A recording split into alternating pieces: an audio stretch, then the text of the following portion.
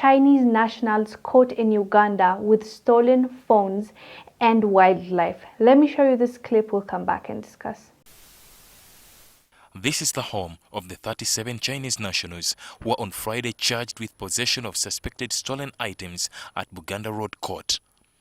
This follows an ongoing police probe that unveiled the racket after concerns by some neighbors.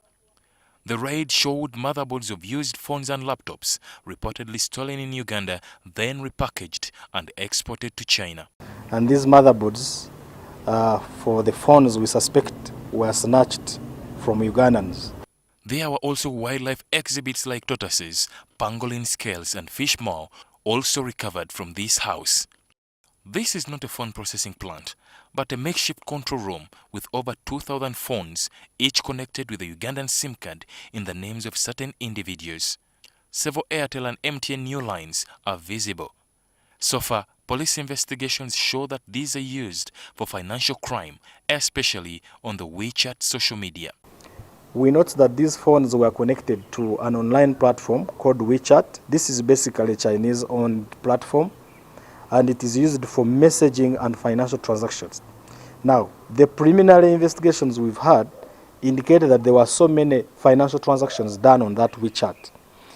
And basically the targets were Chinese. Whether there are some other transactions that have been done that compromise our financial institutions and even security generally.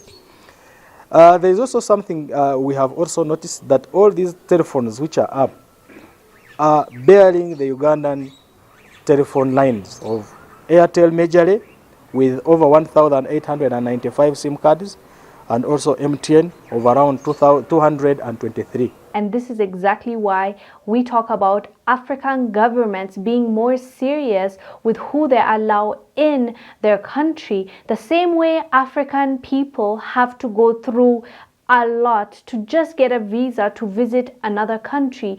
You're profiled, basically, you're checked. They get all your documentation, where you went to school to, who you're married to, your bank statement. All this information helps them identify who you really are. But when it comes to African countries, we don't do a thorough investigation. We just allow anybody to come into our countries and do whatever they want. And we've heard so many horror stories about foreigners that come to the continent of Africa in different parts of the continent and commit a crime, even hurt our most vulnerable children. But it happens because there's not enough system in place that checks them, who they are, what are they doing, where are they staying, what exactly are they up to in our country. So because not a lot is being done, you hear stories like this.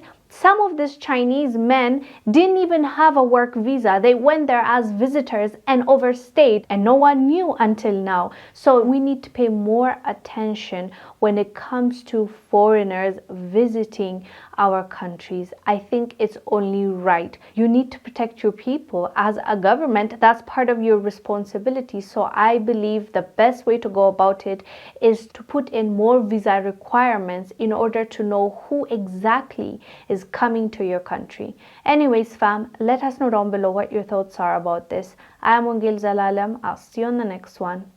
Bye.